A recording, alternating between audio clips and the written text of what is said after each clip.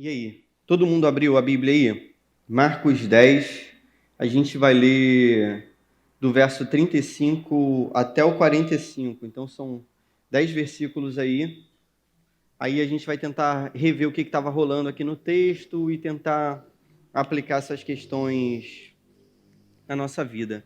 Antes da gente ler, queria fazer uma comparação. Tinha um quadro de televisão, tem um programa de televisão chamado O Chefe Secreto. Alguém já ouviu falar nessa parada, não? Chefe secreto, não é?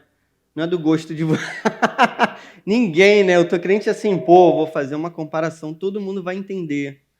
E aí eu vou falar uma parada que todo mundo sabe o que que é. Ninguém sabe o que que é isso, chefe secreto? Pô, então vou ter que te explicar. É assim, você sabe, eu vou te falar, você vai dizer que sabe. Era um programa que o chefe de uma empresa, ele se passava por funcionário. Tu lembra dessa parada? Aí, ele, tipo assim, ele ia ocupar uma função lá de funcionário, era como se fosse um novato. E aí ele ia ver como é que os outros funcionários se portavam diante dele ali, e a galera não sabe que é o dono da empresa que está ali trabalhando, entendeu? E geralmente são funções, assim, que são consideradas menores, assim, dentro de uma empresa. E aí a graça da série era assim, no final, aquele chefe, né, se apresentava como chefe para aquele funcionário que ensinou um serviço para ele, e às vezes o funcionário foi maneiro com ele, às vezes o funcionário foi, pô, muito ruim com ele. Então tinha toda essa lógica aí no programa. Tá ligado? Eu acho que você já ouviu falar nessa parada, né? A Bíblia vai contar uma história pra gente, que é a história que mudou a nossa vida, cara. A história de um Deus que decidiu vir ao mundo e se fazer uma criança, nascer de uma mulher chamada Maria, como um bebezinho. Esse Deus, na figura do Filho Jesus, nasce e ele vem ao mundo, poxa, num lugar totalmente desprezado, num lugar totalmente pobre, num lugar totalmente sem expressão, no buraco do mundo. E o Filho de Deus se torna um carpinteiro, filho de um carpinteiro, e o Filho de Deus começa a pregar o Evangelho. E o que é surpreendente, que de modo totalmente contrário àquilo que as pessoas dessa época esperariam, o Filho de Deus, ele não caminha em direção a Jerusalém para se tornar o rei de toda a terra, ou o rei do Império Romano, ou o rei de um império que seria um império totalmente humano e bélico e tal, mas esse rei vai se tornar um servo. E a gente vai ver essa figura desse servo sofredor. Então a gente vai ver um rei que agora ele serve e ele diz que o maior no reino dos céus é aquele que serve. É justamente essa passagem que a gente vai ver. Então, assim, se a gente ficaria surpreendido de um dia ver, pô, o dono de uma empresa trabalhando com a gente, como se fosse alguém humilde e tudo mais. Cara, olha quão mais é surpreendente o Evangelho de Jesus Cristo, o Deus Todo-Poderoso se faz homem, habita entre nós, cheio de graça e de verdade, e nós vimos a sua glória. Glória como do unigênito do Pai, como diz o Evangelho de João. Poxa, é sobre isso que a gente vai falar essa noite. Então você está completamente animado para ler esse texto, não está? Olha só, diz assim o texto, Marcos 10, 35. Se você não estiver aí com a Bíblia, pô, acompanha com seu amigo aí, seu irmão, sua irmã, por favor. Nisso, Tiago e João, filhos de Zebedeu, aproximaram-se dele e disseram, Mestre, queremos que nos faça o que vamos te pedir. Sabe, poxa, perdão a interrupção, né? O sabe, poxa, não está aqui no texto, não. Mas é aquele negócio, né? Ó, vou te fazer um pedido, você vai fazer? Antes de você dizer o que está pedindo, né? Aí Jesus diz para os caras assim, o que vocês querem que eu lhes faça? Perguntou ele. Eles responderam, permite que na tua glória nos assentemos um à tua direita e outro à tua esquerda.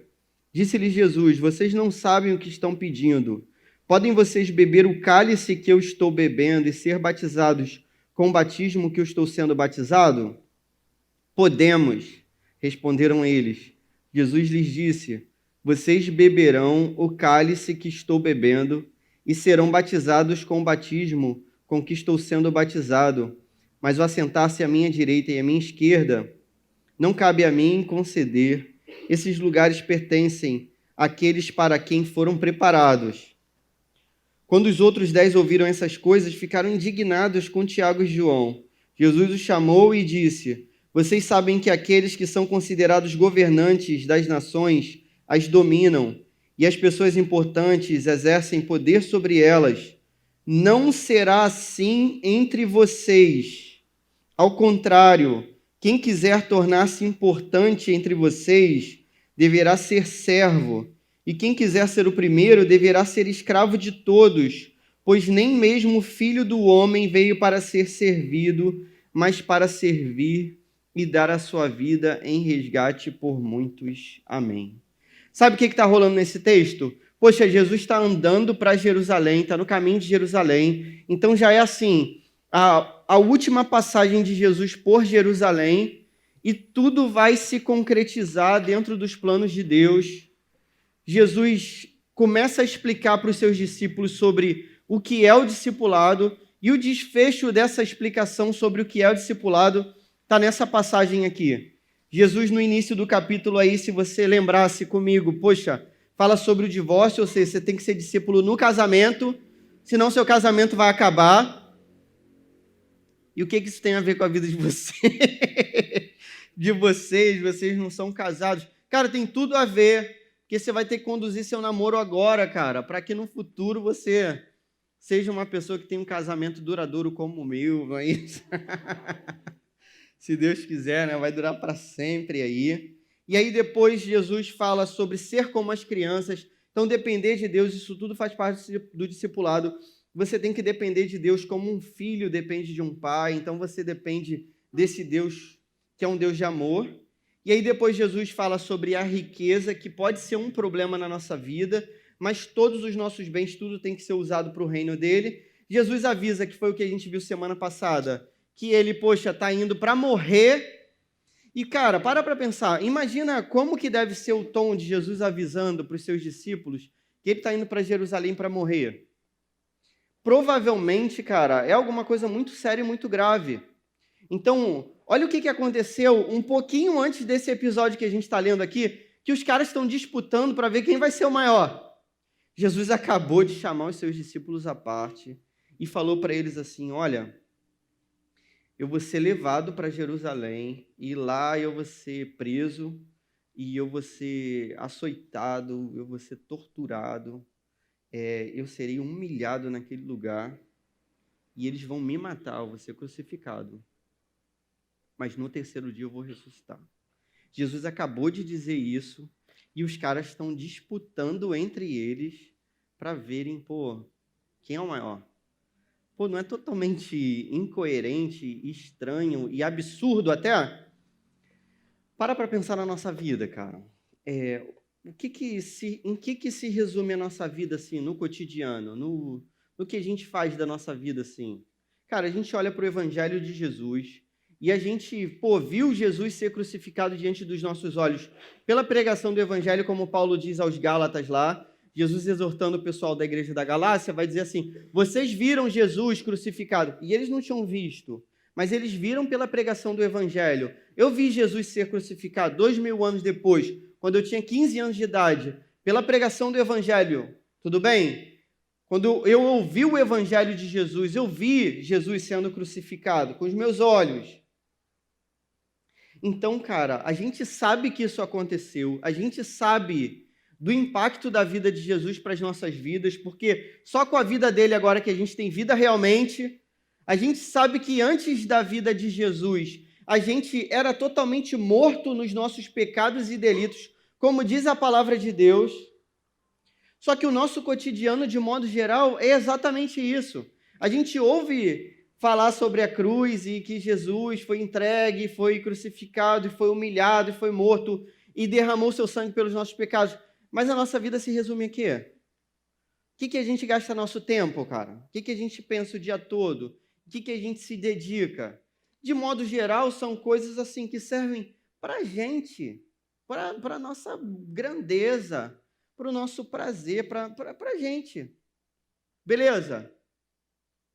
Não sei se você está imerso nessa cultura, mas, cara, existe uma cultura de rivalidade muito grande. Então, assim, a gente aqui muitas vezes bate num sistema de governo, né, que é o sistema comunista, socialista e tal, mas a gente obviamente sabe, cara, que o capitalismo tem seus problemas. Então, assim, a gente não está defendendo algo que seja perfeito, a gente está atacando algo que seja anticristão. Mas a gente sabe também, cara, que no meio dessa vida que a gente vive, há uma grande competitividade, então a gente fica disputando para ver quem vai ser o melhor. E, pô, tudo tem ordem, então, pô, tem escola, não sei se as escolas fazem isso mais, mas tem escola, pô, tem sim, faz isso. Tem escola, só eu que achei graça, tem escola que tem turma especial para os inteligentes, não é isso? Aí, pô, aí tem... A galera é bullying institucionalizado mesmo na escola, meu camarada. É aqui, eu sou da turma especial. Pô, aqui, sou eu. Pode me abraçar aqui, ó. Sou da turma especial. E ó, o outro aqui que tá de dinheiro. Ele é da turma que não é ninguém é especial naquela turma ali. Pô, coitado, tá. Então a gente vive essa competição. Eu já contei essa história para vocês. Pô, uma vez, cara, eu estava na faculdade, peguei uma matéria difícil. Você não acredita que em letras tem uma matéria difícil? Tem. Peguei uma matéria difícil lá, cara. Tirei. Eu contei isso esses dias, infelizmente. Eu tirei 9,5 na matéria. Aí a matéria era difícil. Fiquei todo feliz, cara. Pô, 9,5, que maneiro. Cara, veio uma pessoa, cara. Poxa, que palavra horrorosa para mim. Aí sabe o que a pessoa falou para mim? Ah, você tirou quanto? Eu falei, tirei 9,5. Feliz, né? Pô, me superei, nem imaginava tirar 9,5. Para você ter noção, a professora, ela tinha um método doido lá da cabeça dela, que era bullying também, né? Institucionalizado. Ela entregava a nota de todo mundo, ela falava a nota de todo mundo. Não era só você que sabia a sua nota, não. Ela falava a nota de todo mundo e ia entregando do 0 para cima. Uma turma de 60 pessoas. Então, ó, Diogo, 0. Aí entregava assim, aí todo mundo zoando. E na faculdade isso. Aí, pô, outro. Aí ela não chamava meu nome nunca. Na vez que isso aconteceu, eu fiquei assim, cara, alguma coisa está errada. Como é que ela não chamou meu nome ainda? Eu tirei nota baixa, cara. Que isso? E ela chamando. Eu, poxa, será que eu não sumiu minha prova? Alguma coisa. Ó, eu fui assim, eu acho que o antepenúltimo a receber. Ou seja, 2 pessoas tiraram nota maior do que a minha. Aí a professora, pô, me entregou e ainda me deu os parabéns. Ela falou assim, Clóvis, que prova maravilhosa que você fez aí. Parabéns. Pô, gostei muito da sua tradução. Era uma prova de tradução. Gostei muito da sua tradução, tal. Aí, pô, me deu a prova, cara. Eu feliz. Aí depois veio uma pessoa, depois que eu contei toda a história, tirei 9,5. Aí a pessoa falou assim para mim, pô, você tirou 9,5? Eu falei, pô, tô muito feliz. Ela falou, cara, e alguém tirou 10? Cara, ela plantou aquele negócio no meu coração, entendeu? Tipo assim, eu não precisava saber se alguém tirou 10, não importa, eu tirei 9,5. Mas não, porque a gente vive nesse contexto que é de quê? De competição, cara, de rivalidade. Então a gente tem que ser melhor do que o outro. Não adianta você ser bom, você tem que ser melhor do que o outro. É sempre. E você pensa que na escola esse negócio vai acabar, quando chegar na faculdade não vai ser mais assim? Pelo contrário, na faculdade geralmente é pior. Aí na faculdade que é disputa mesmo. Um disputando com o outro para ver quem é o maior. Cara, os discípulos, eles acreditavam que quando Jesus chegasse em Jerusalém, Jesus ia estabelecer um reino nessa terra de dominação e tudo mais, como se fosse o reino de Davi. E eles pensaram assim, poxa, por que Jesus não coloca a gente então como primeiro-ministro, assim, entendeu? Do lado dele, em tronos, do lado dele, se assentar do lado e tal. Você deve considerar, cara, que isso está dentro dessa cultura, dessa visão de mundo que eles tinham antes da cruz. Jesus tinha anunciado para eles que a cruz ia acontecer. Eles não entenderam. Parecia que era um negócio metafórico, parecia que aquilo não ia acontecer. Nos outros evangelhos você vai reparar que eles estão, Tiago e João, que são assim, pô, do grupo mais íntimo de Jesus. Você percebeu que Pedro ficou de fora? Então, assim, apesar deles serem... Pô, tinha um grupo mais próximo de Jesus, Pedro, Tiago e João, não tinha? Eles tiraram Pedro da jogada, porque eles eram irmãos. Então, é aquele negócio da igreja dentro da igreja, sabe? Isso aí é pecado, cara. Igreja dentro da igreja. Não existe esse negócio. Então, eles tiraram Pedro de jogada e falaram assim, Jesus, pô, coloca a gente nessa parada, a gente quer sentar de um lado e de outro. Os outros evangelhos vão te mostrar que a mãe dele estava com eles. Provavelmente esses caras eram primos de Jesus. Então, estou te dando essa informação aí, não sei se você sabia. Então, provavelmente, Tiago e João eram primos de Jesus. Então, era uma parada familiar, de pressão familiar. Imagina sua tia chegando para você e falando assim, ó, seus primos estão aqui, pô, coloca seus primos aí na boa, tal. Quando você tiver lá a sua empresa, pô, coloca eles como coordenador, presidente, sei lá o quê. Entende? Parece que eles não entenderam qual era a mensagem. Jesus, então, a partir do verso 37, começa a falar de algumas coisas, 38 para eles, que parece que eles não entendem também. Mas Jesus concorda com eles. Olha só que doideira. Jesus diz assim, vocês não sabem o que estão pedindo. Ou seja, Jesus diz claramente que eles não estão entendendo nada. Podem vocês beber o cálice que eu estou bebendo ou ser batizados com o batismo com que estou sendo batizado? E eles respondem o quê? Sim. E o que é mais louco é que Jesus diz, cara, vocês vão beber e vocês vão ser batizados. O que Jesus está falando aqui nesse momento? Aí agora, realmente, Jesus está falando de modo simbólico, metafórico, linguagem figurada. Jesus está dizendo que ele vai sofrer. E ele pergunta se os caras estão preparados para sofrerem também. E os caras dizem que estão. E Jesus diz, ó, mas no futuro, não agora, vocês não estão agora não, porque agora vocês vão correr, mas no futuro vocês estarão. E a história vai mostrar que Tiago vai ser o primeiro a morrer dentre os apóstolos na história da igreja. Tiago vai ser morto por espada, a mando, né, daquele que mandava ali naquela terra. E depois João, ele vai ser exilado também e vai sofrer bastante. Parece que João já tinha sobrevivido a uma tentativa também de assassinato e tal. E ele vai ser exilado, vai ser preso. Então esses caras realmente vão dar a vida pelo evangelho e realmente eles vão sofrer.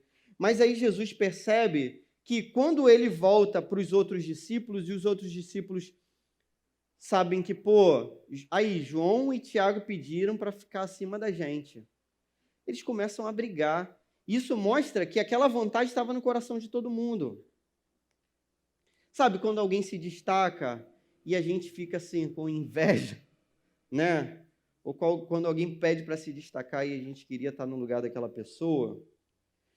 E aí, quando isso acontece, Jesus repara que, na verdade, todo mundo está contaminado com o mesmo problema, que é de querer ser superior ao outro.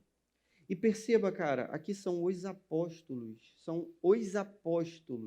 Aqui são as pessoas mais próximas de Jesus, as pessoas para as quais Jesus, poxa, daria as chaves do reino de Deus, as chaves que ligam coisas na terra que são ligadas no céu e que desligam coisas na terra que são desligadas no céu. Parece que o trabalho de Jesus não está dando certo também. Não parece? Quando você olha para os discípulos de Jesus, não parece que esse negócio está dando errado? Cara, mas está dando certo. Isso tudo faz parte do discipulado. Jesus não perde a paciência com esses caras, como eu perderia provavelmente. Pô, não é possível, cara. Acabei de falar que eu vou morrer, vou ser crucificado. Vocês estão perguntando e brigando para ver quem vai ser o maior? Jesus diz para eles uma frase que é impressionante. Ele diz assim, olha, no verso 43, se você acompanhar aí, não será assim entre vocês. Então, o que Jesus está dizendo? Existe uma lógica lá fora. Essa lógica que contamina todo mundo lá fora, ela não vai contaminar vocês. Beleza? Então, essa lógica que contamina de querer ser maior do que o outro, de querer se destacar, de querer ter poder e glória, essa lógica não vai contaminar vocês. Vocês já viram uma pessoa soberba, já encontraram uma pessoa soberba assim? Pessoa que se acha o máximo, uma pessoa, pô, totalmente soberba, não sei o quê. Quando a gente estudava lá na faculdade, letras, não sei o quê, tinha uma pessoa que ela era assim, você conversava com ela, qualquer coisa, aí você vê, tudo é vaidade, tudo é vaidade. Você conversava com ela, aí tinha uma hora que ela te indicava, pô, coisa que você tinha que ler. Quando ela fazia isso, ela fazia mesmo para te dizer assim, ó, sei muito mais do que você, entendeu? Então, lê primeiro esse livro, aí lê dessa obra aqui. Tipo assim, lê isso aqui primeiro, depois você vem conversar comigo, que por enquanto você está muito abaixo de mim. Você já conheceu uma pessoa assim, que se acha o máximo, que é soberba, etc, etc? Sim ou não? Será que você já foi essa pessoa ou não? Alguém acha que já foi essa pessoa antes do Evangelho? Sim ou não? Tempo para você pensar, tempo, contando. Você sabe por que a gente admira as pessoas que são humildes? Você sabe por quê? Tipo assim, você conhece alguém, eu conheço várias pessoas, várias, que são pessoas importantes dentro das suas carreiras, que são pessoas brilhantes mesmo dentro daquilo que se propuseram a fazer. Eu conheço pessoas que são, assim, eu considero gênios mesmo dentro de uma área, assim. Conheço algumas que eu olho para a pessoa e digo assim, pô, esse cara ou essa moça, cara, um gênio dentro daquilo ali. Só que são pessoas humildes, e isso é impressionante, e isso é admirável. Sabe por que a gente admira as pessoas que são humildes? Você sabe por quê? Porque Jesus mudou a história da humanidade. É por causa de Jesus. Por que eu estou te dizendo isso? Até esse momento, até Jesus fazer isso, até Jesus entregar a própria vida, até Jesus trazer essas lições de humildade para a humanidade, não existia esse conceito de humildade como conceito positivo. Não é à toa que os discípulos estão querendo ser o quê? Maiores do que os outros. Tradução da tradução. Nessa cultura greco-romana, beleza, Grécia e Roma, nessa cultura aqui, a onda era você ser o maior. Todo mundo buscava ser o maior, isso era normal. Todo mundo buscava ser rei, todo mundo buscava ser herói, todo mundo buscava dominar. Pô, leia a literatura grega. Cara, a literatura grega, aí estou te recomendando leitura. Por quê? Porque poxa, é, eu li a literatura grega. Cara, a literatura grega vai mostrar isso. Aquiles, pô, querendo ser o Deus. Odisseu, querendo ser Deus. Era assim na cabeça desses caras. E dá um nó na cabeça desses caras quando alguém que é Deus, o Filho de Deus, quer ser servo. Pô, isso é um absurdo. E ele usa a palavra aqui, escravo, o que é totalmente absurdo nessa cultura aqui. Dentro do Império Romano, o escravo não tinha direito a nada. Então, assim, o escravo não tem voz, não tem vez, não tem nada. O escravo não, é o pior do pior do pior. E Jesus está dizendo assim, olha, as pessoas que dominam entre as nações, elas parecem ter importância. Não vai ser assim entre vocês. Com vocês vai ser diferente. Quem quiser ser grande tem que ser pequeno. Quem achar que deve ser servido, deveria servir, deve ser escravo. Cara, isso é louco demais, não é louco demais? Jesus muda a cosmovisão da humanidade, a visão de mundo da humanidade. Até esse momento, todo mundo acreditava que uma vida gloriosa era uma vida de dominação, era você se tornar um imperador, pô. Era isso que era maneiro. Ou você ser um rei, ou você ser um governante. E Jesus vai dizer, não, o maneiro é ser servo. E agora a gente admira as pessoas que são humildes. Isso é uma prova de que Jesus veio ao mundo e transformou a história, cara. Porque senão a nossa história era completamente diferente. Pô, isso é maneiro, não é? Aí Jesus diz para os caras assim, olha, quem quiser ser o primeiro deverá ser escravo de todos, pois nem mesmo o Filho do Homem, verso 45, veio para ser servido, mas para servir e dar a sua vida em resgate por muitos. Por muitos, não por todos, por muitos, é o que diz o texto. 3 lições aí para você gravar e a gente tentar aplicar essa parada na nossa vida, pode ser? Primeira lição, cara, no reino de Cristo, o maior é quem serve. O maior é quem serve. O que a gente tem que fazer então na nossa vida? Cara, a gente tem que buscar o serviço para você aplicar essa parada na sua vida. Pô, não vou pedir para levantar a mão, para você pensar. Quem está aqui nessa noite e não serve em nada, pô, nesse ministério? Para isso aqui funcionar. Você já reparou que a gente chega, pô, já tem cadeira, o som está funcionando, alguém liga um cronômetro ali, tem luz, poxa, tem projeção, a galera já passou o som, a pessoa que traz a palavra deve ter se preparado. Deve ter se preparado. Você já reparou isso? Você acha que isso funciona automaticamente, assim, involuntariamente? Cara, as coisas na nossa vida têm que ser intencionais. Então não é assim, eu vou sentar aqui se tiver alguma coisa para fazer. Não. Você tem que ter intenção de fazer. Você tem que se dispor a fazer. Você tem que se oferecer. Porque você é discípulo de Jesus. Jesus está te chamando para fazer isso. Então, assim, o que você pode fazer para ajudar? É essa pergunta que você tem que fazer. Você já se ofereceu? Já procurou a galera aí que trabalha na comunicação? Popesco aí, o Jeff. Já procurou? Pô, os caras estão montando uma parada ali agora. Olha só, cara, a galera tá colocando luz ali para ficar tudo bonito para a gente ver. Aí quando a gente vê que tá tudo bonito, a gente pensa assim, pô, por que tá tudo bonito? Tem 2 caras trabalhando ali sozinho, cara. Isso é vergonha pra gente. A gente está de férias, pô, a gente devia estar lá ajudando aqueles caras. Então tem muita coisa para ser feita, tem muita coisa para a gente se dedicar. Às vezes assim, eu não sei tocar, eu sei tocar, mas não me chamam, não sei porquê, beleza. Pô, já aceitei, né? Aceitei mal, mas aceitei. Engoli assim, né? Foi difícil, mas aceitei. Pô, você não sabe tocar, não sabe cantar, sua voz é horrível igual a minha? Pô, beleza. O que você vai fazer? O que você puder fazer, cara. Ajudar a arrumar, ajudar a colocar, ajudar a projetar. Poxa, de vez em quando, quem se oferece fica sobrecarregado, porque não tem ninguém. E toda semana o cara, em vez de poder estar sentadinho assim participando do culto, o cara tá servindo direto. Pô, a gente é adolescente, cara, a gente tinha que estar dominando aquele negócio ali todo. Aquilo ali era nosso, devia ser nosso. Ó, tem uns caras velhos ali, cara, fazendo aquilo pra gente. Pô, devia ser nosso, aqueles lugares ali, a gente que está fazendo. Claro, pô, os caras vão ensinar pra gente, mas a gente vai fazer.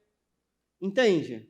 Tem que ter, pô, mais adolescente trazendo a palavra, tem que ter mais adolescente, pô, tocando na reunião de oração.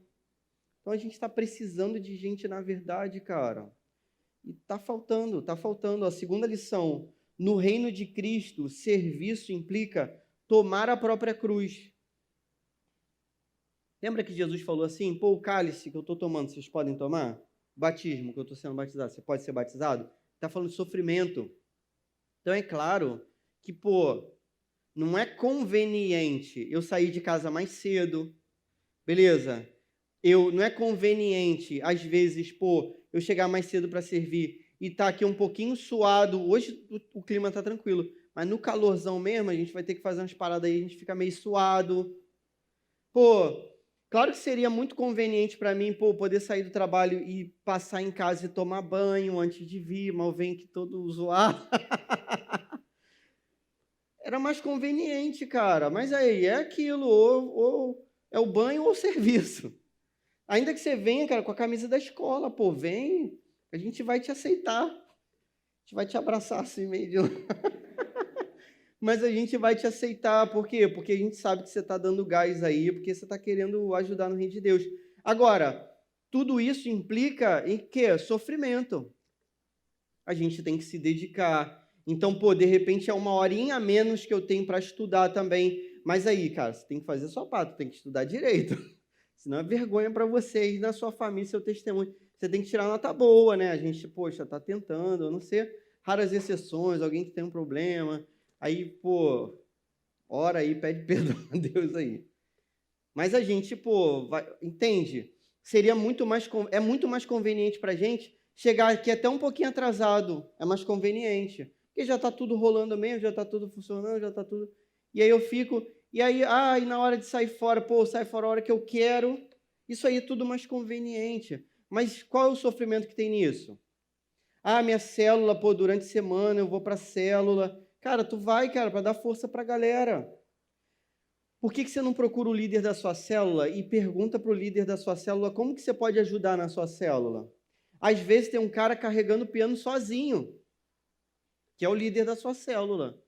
Eu já fui líder de célula e, pô, sei quanto que é difícil você, poxa, incentivar as pessoas para o bem delas. Porque, pô, para mim tá tranquilo.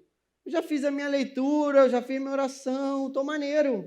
Mas não, eu tô querendo ajudar os outros. Eu tô querendo estar junto da pessoa por causa do sofrimento dela. E a gente está carregando no colo. Mas, pô, o líder carrega 10 no colo. Isso é pesado demais. Por que você não divide esse peso com esse cara? Pô, aí, me dá a metade aí, eu chamo metade, você chama metade, eu dou carona se eu tiver carro, pô, a gente vai de ônibus junto. Alguém aqui anda de ônibus? Pô, a gente vai junto. Percebe?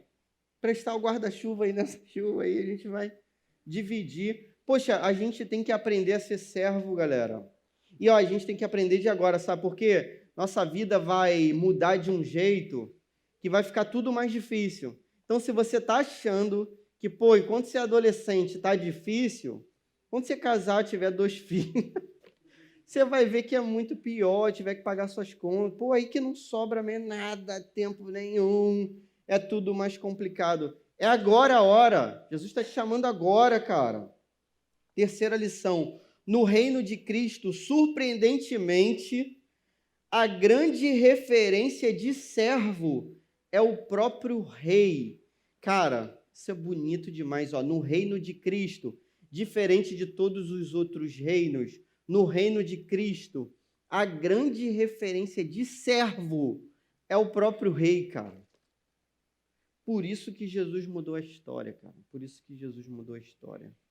Se a gente quer olhar para o nosso Cristo, o nosso amado, o nosso mestre, o nosso amigo, o nosso bom pastor, o nosso salvador, Cordeiro de Deus que tira os pecados do mundo, se a gente quiser olhar para Jesus e a gente quiser caminhar os passos de Jesus, poxa, a gente vai tentar ser o menor.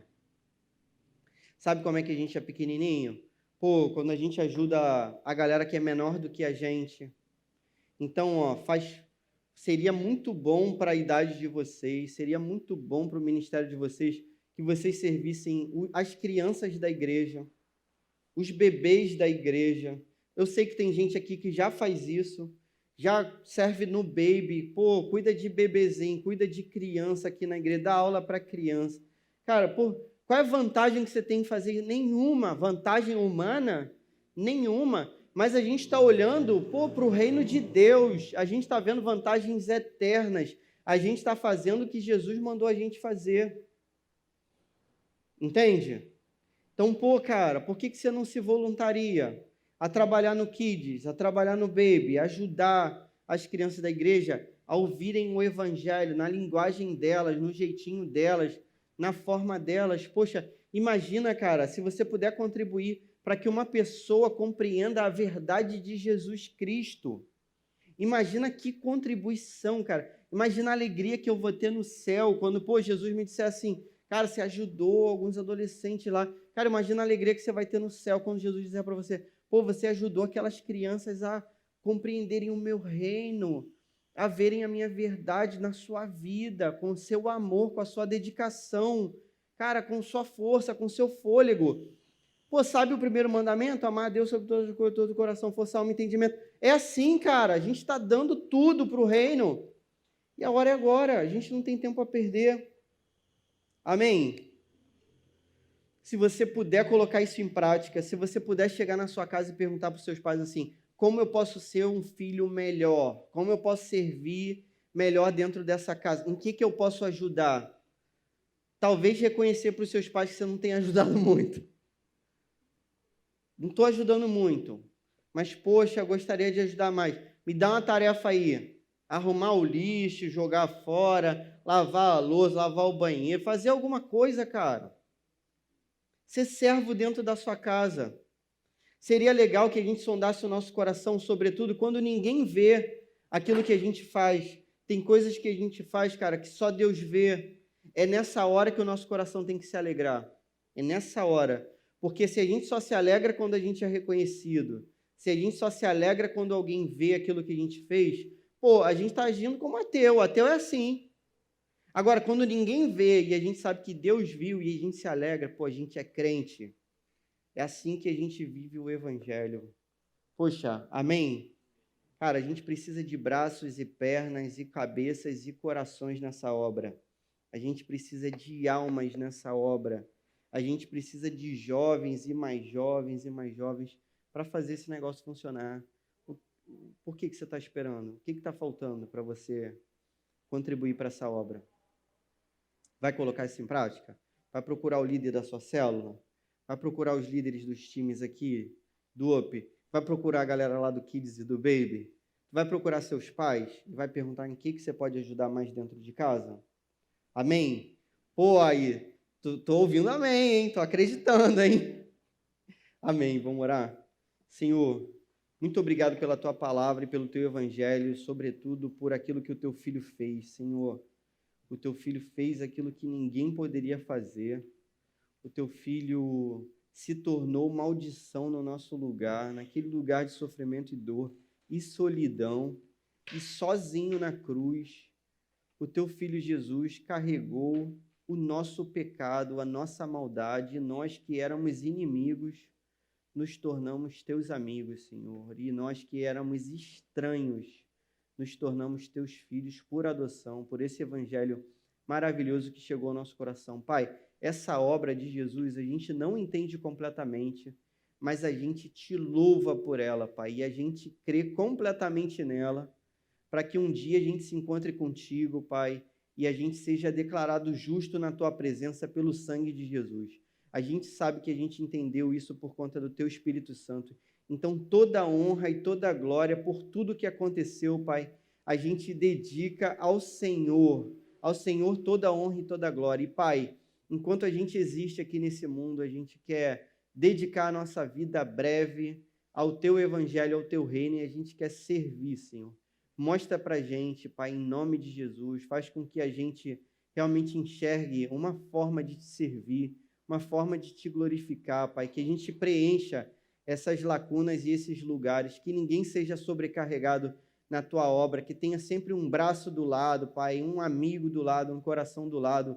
Senhor, em nome de Jesus, a gente quer realmente contribuir para a tua obra, para que quando a gente chegue na eternidade, a gente se alegre, Pai, com aquilo que a gente pôde dedicar, apesar de ser tão pequenininha a nossa vida, Pai, que a gente pôde dedicar para o teu reino, para a expansão do teu evangelho, para a tua honra e glória. Em nome de Jesus, a gente te agradece, amém.